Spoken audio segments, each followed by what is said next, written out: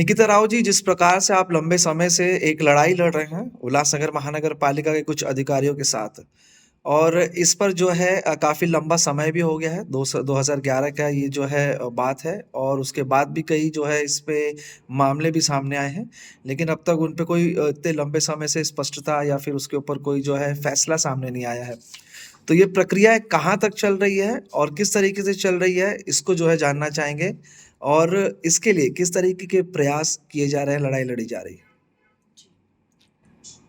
सबसे पहले तो मैं धन्यवाद करना चाहती हूँ आपका और आपके चैनल का। आपने मुझे फिर एक बार ज़रिया दिया उल्लासनगर वासियों को सच्चाई बताने का, उल्लासनगर महानगर पालिका में चल रहे भ्रष्टाचार के विषय में।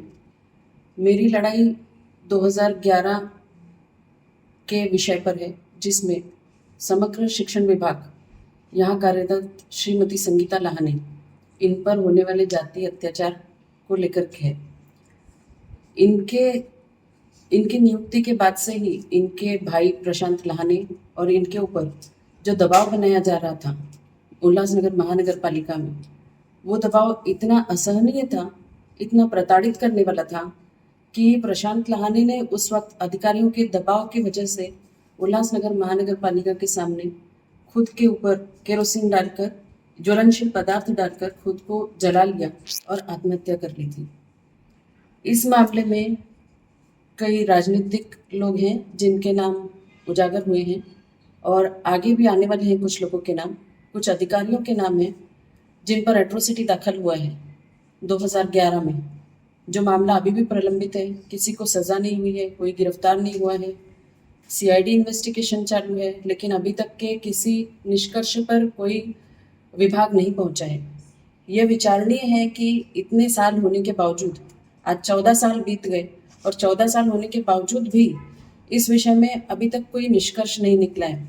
और रही बात संगीता लाहानी की, तो ये आज भी कार्यरत है समग्र शिक्षण विभाग में, उल्लासनगर महानगर पालिका में। और 14 साल से इन्होंने जो असहनीय पीड़ा सही है, उनकी पीड़ा उन्होंने मुझे दस्तावेजों के माध्यम से दी है और उनकी पीड़ा को देखते हुए मैंने उनकी लड़ाई अपने हाथ में ली और उनको लीड करते हुए मैं आज फाइट कर रही हूँ उल्लासनगर महानगर पालिका के भ्रष्टाचार के अगेंस्ट में। और संगीता लाहानी एक ऐसी महिला है जिन्होंने समग्र शिक्षण विभाग में बहुत ही अच्छा काम किया है, जिनके सर्टिफिकेशंस हैं, उनकी प्रोफाइल्स है हमारे सामने, हम देख चुके हैं। और आयुक्त जो हैं उल्लासनगर महानगर पालिका के अजीज शेख साहब, उनसे भी कई बार मैंने चर्चा की इस संबंध में, संगीता लाहानी पर होने वाले अत्याचार के विषय में, जातीय बहिष्कार के विषय में। उनके तरफ से मात्र एक आश्वासन का पत्र मुझे मिला। 2 बार 3 बार हियरिंग लगाई गई, जिसमें आश्वासन के पत्र के माध्यम से उन्होंने बताया कि जो अधिकारी इसमें सम्मिलित हैं उन पर कार्रवाई भी होगी और उनको नोटिस दिए जाएंगे और इस तरह का डिस्क्रिमिनेशन अब हमारे कार्यालय में नहीं होगा।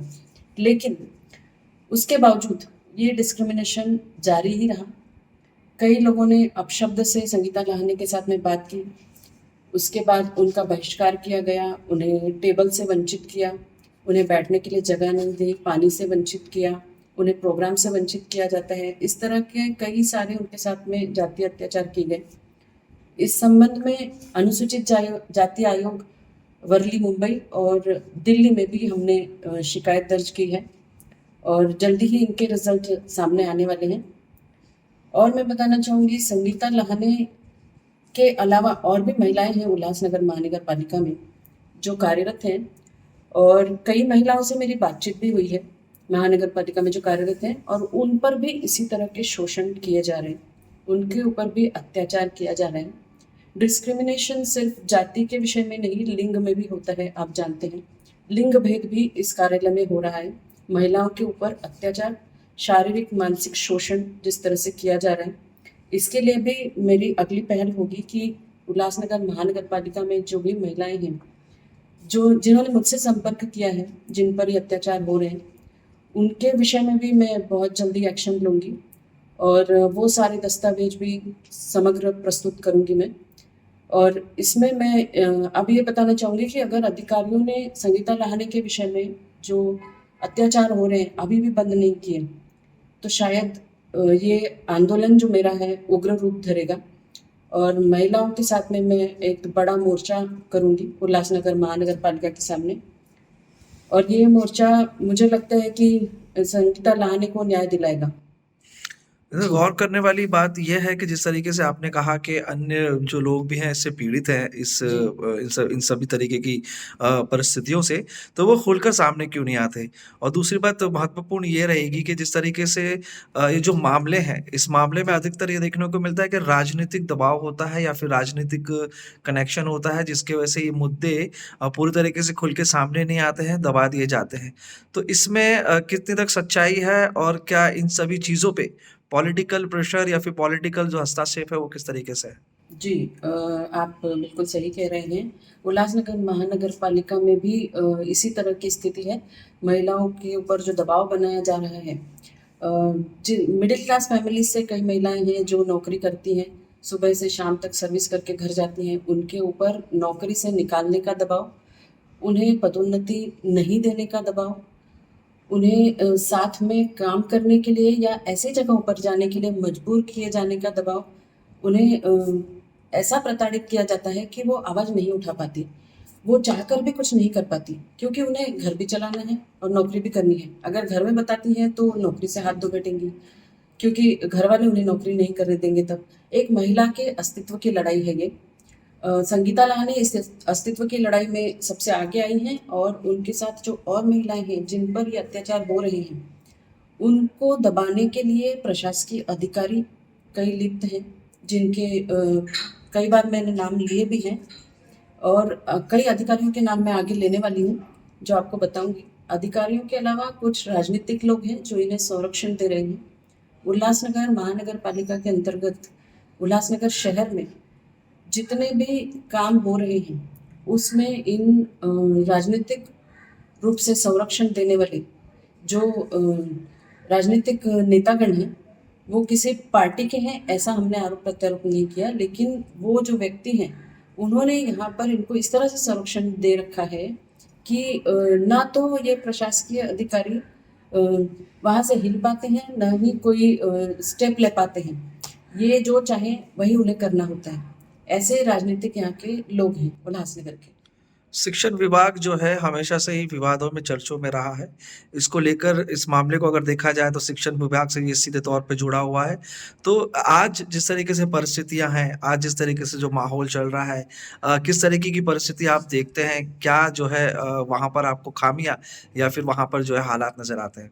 जी, शिक्षण विभाग की बात हम करें तो उल्लासनगर महानगर पालिका के अंतर्गत जितनी भी सरकारी शासकीय स्कूल है, वहाँ पर हम स्थिति देखें तो बहुत ही खस्ता हाल हो चुके हैं। जो खस्ता हाल बोले तो स्कूल टूटी हुई है, शौचालय नहीं है, बच्चों के लिए शिक्षण सामग्री नहीं है, बच्चों को शिक्षा देने के लिए जो वहाँ पर शिक्षक अवेलेबल करवाए जाते हैं, वो भी प्रॉपर नहीं है।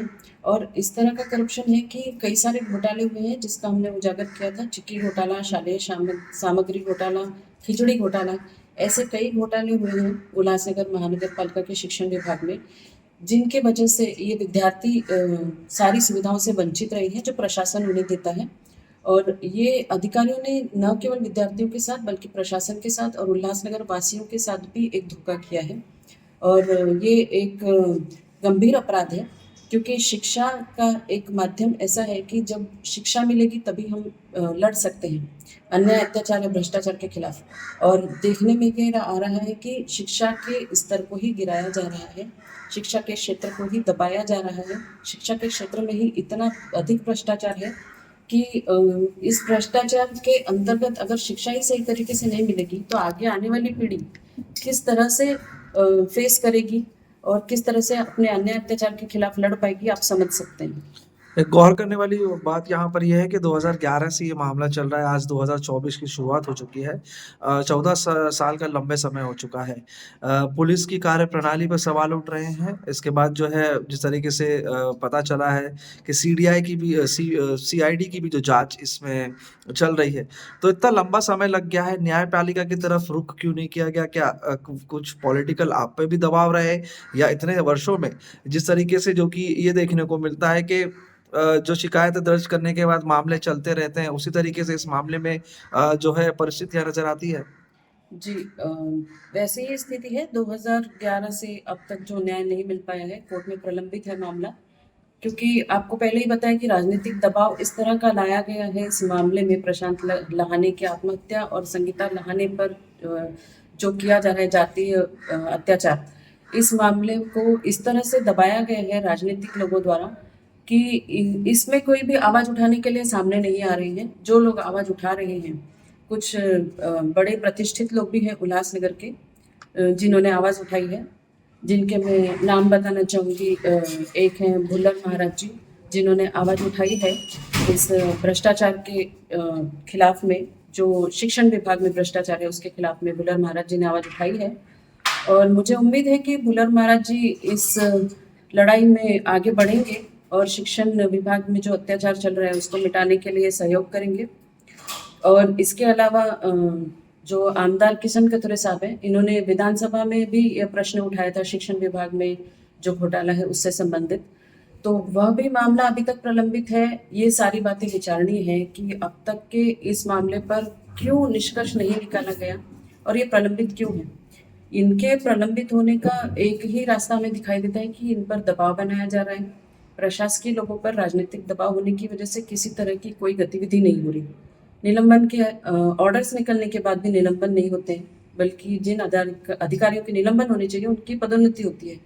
तो ये है उल्लासनगर महानगर पालिका, जहाँ भ्रष्टाचार की चरम सीमा भी पार हो गई, मैं कहूँ तो अतिशयोक्ति नहीं होगी। और उल्लासनगर वासियों से इस साक्षात्कार के माध्यम से मैं बोलना चाहूँगी कि आप लोगों ने बहुत सहन कर लिया। आप लोग व्यवसायी लोग हैं, बहुत सारे अलग-अलग समाज के लोग यहाँ रहते हैं। आप और बर्दाश्त मत कीजिए। अगर आपके ऊपर कुछ भी अन्याय अत्याचार होता है, महानगर पालिका के कोई भी अधिकारी आपके साथ बदतमीज़ी करते हैं, अन्याय करते हैं, आपसे रिश्वत वसूली करते हैं या किसी तरह का भ्रष्टाचार करते हैं, तो आप सामने आइए, आवाज़ उठाइए। प्रशासन है, पुलिस प्रशासन है आपकी सहायता के लिए और हम भी बैठे हैं आपकी सहायता के लिए। आप आवाज़ उठाइए। जी। आखिरी में महत्वपूर्ण सवाल, जब भी हम किसी मुद्दे को उठाते हैं, ये ख़ास तौर के हमारे साथ भी होता है पत्रकारिता में भी, और जिस तरीके से समाज के लिए कोई लड़ाई जो लड़ता है, तो उन्हें भी जो है आरोपों का सामना करना पड़ता है। आप पर भी आरोप लगते हैं, आपने कई आंदोलन किए हैं, कई इस जी। प्रकार के जो खुलासे किए हैं, उसके बाद आप पर भी जो है आरोप लगते आएँगे। कहीं न कहीं जो है एक स्वार्थ के लिए या फिर एक निजी चीज़ों के लिए जो है आप ये कार्य करते हैं। तो इस पे कहाँ तक सच्चाई है? जी मैं बताना चाहूँगी आपको कि शिक्षण के क्षेत्र में मैं काफ़ी लंबे अरसे से काम कर रही हूँ। एक इंजीनियरिंग कॉलेज है शाहपुर का, जिसके अगेंस्ट में हमने मुंबई विद्यापीठ में भी मोर्चा निकाला है और मुंबई यूनिवर्सिटी से फाइट किया है, उसमें गुना भी दाखिल हुआ है और जिलाधिकारी ठाणे ने उसमें 3 करोड़ के करीब वसूली की है उन इंजीनियरिंग कॉलेज के जो संचालक हैं उनसे। तो ये एक मेरी एक विजय रही थी। Almuri Ratnamala institute of technology engineering college, उनके ऊपर हमने एफआईआर दाखिल करवाई है और बहुत ही जल्दी उन्हें गिरफ्तारी भी होगी। और ऐसे ही कुछ और आंदोलन मैंने किए हैं शिक्षा के क्षेत्र में न्याय के लिए, लेकिन भ्रष्टाचार इतना ज़्यादा है कि मुझ पर भी दबाव बनाया जा रहा है। कई तरह के आरोप प्रत्यारोप भी लग रहे हैं, लेकिन मुझे उन आरोप प्रत्यारोपों की चिंता नहीं है। मुझे पता है कि मेरे हाथ में संविधान है। डॉक्टर बाबा साहेब आम्बेडकर ने मुझे एक रास्ता दिखाया है, संवैधानिक रास्ता, जिस पर चलकर मैं ये लड़ाई ज़रूर जीतूँगी। मुझे कुछ पत्रकारों के माध्यम से ये जानकारी मिली थी। एक स्कूल के उपोषण के दौरान उल्लासनगर महानगर पालिका में पत्रकार कक्ष में मेरा वार्तालाप चालू था जब इनके साथ, तब उन्होंने बताया कि प्रशांत लहाने की आत्महत्या एक आत्महत्या नहीं है बल्कि एक हत्या है। उसके बाद मनोज शेलार के ऊपर हुआ हमला, ये भी यहाँ के राजनीतिक लोगों द्वारा ही करवाया गया। मैडम आप इस मामले को उजागर कीजिए और इस मामले को उजागर करके इसको न्याय तक आप लेके आ सकते हो, हमको पता है और हम चाहते हैं कि आप ये करो। और उन्होंने मुझे साथ-साथ ये भी कहा कि आप इसको करेंगे तो उस वक़्त आपको बहुत सारी चुनौतियों का सामना करना पड़ेगा। हो सकता है आपके ऊपर हमला हो सकता है आपको लालच दी जाए, हो सकता है आपके ऊपर झूठे केसेस दर्ज किए जाए, हो सकता है आपको मार भी डाल दिया जाए। लेकिन आप क्या सोचते हो आप करोगे ये? तब मैंने उनसे कहा था कि ज़रूर मैं करूँगी।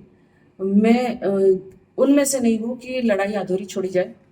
मेरा खानदान ही फ्रीडम फाइटर का है।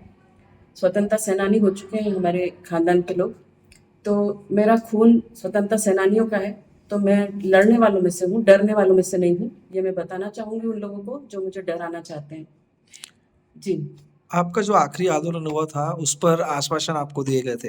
जी। क्या वो आश्वासन सटीक रहे या फिर उस पे जो है अब तक कोई निर्णय नहीं आया? क्योंकि जिस आंदोलन को लेके आप बैठे थे हाल ही में जो है घासदार द्वारा उसी जी, मामले से जुड़े हुए स्कूलों का जो है उद्घाटन किया गया। एक और जो है कड़ा संघर्ष किया जाता है, तो वहीं ये देखने को मिलता है कि उसका असर नहीं होता, थोड़े दिन में जो है उसका कोई बड़े मंत्री के हाथों से या फिर नेता के हाथों से उद्घाटन किया जाता है।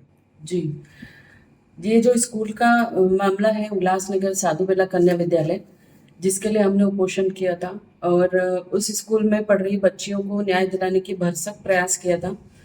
उस मामले में संबंधित राजनीतिक व्यक्तियों द्वारा ही दबाव बनाया गया और इतना अधिक दबाव बनाया गया कि उस स्कूल की जगह को खरीदने के लिए इन लोगों ने प्रशासकीय अधिकारियों को जिस तरह की रिश्वत दी, उसका मैं शब्दों में बयान भी नहीं कर सकती आपको। उसके सबूत आप देख सकते हैं उल्लासनगर महानगर पालिका में आपको मिल जाएँगे।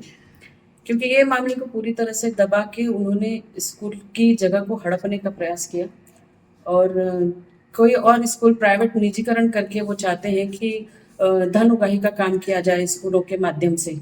इसलिए वो स्कूल बंद की गई और दूसरी स्कूल प्राइवेट निजीकरण जो स्कूल का करके वहाँ पर धन उगाही ये लोग कर रहे हैं और ऐसे ही स्कूलों का उद्घाटन हमारे राजनीतिक लोग कर रहे हैं। जी। इससे शहर के नेता का कोई कनेक्शन है? शहर के वहाँ के जनप्रतिनिधि हो, क्योंकि उनके बिना तो ये कार्य हो नहीं सकता, तो ऐसे कुछ हस्तक्षेप इसमें दिखाई देते हैं? जी, ऐसे हस्तक्षेप हैं ना। अभी नाम लेने में अतिशयोक्ति होगी। मैं एविडेंस के साथ में कोर्ट में फाइल करूँगी केस और ये संवैधानिक रास्ते से मैं लड़ूँगी और बहुत ही जल्द मैं आपको ये भी बताना चाहूँगी कि आगामी जनवरी माह में मेरा एक वापस उपोषण होने वाला है। लास्ट मेरा उपोषण 32 घंटे का था, आमरण उपोषण जो निर्जल था और शायद इस बार मेरा उपोषण 100 आवर्स का होने वाला है, ऐसा मुझे लगता है। संगीता लाहने के न्याय के लिए जो मैं बैठूँगी उपोषण पर, तो वो शायद 100 घंटे का होगा, ऐसा मैं मुझे लगता है कि वो उपोषण मुझे 100 घंटे तक करना होगा, तब जाके मुझे न्याय मिलेगा। जी, निकिता राव जी, हमसे संपर्क करने के लिए बहुत-बहुत धन्यवाद। धन्यवाद। जय हिंद।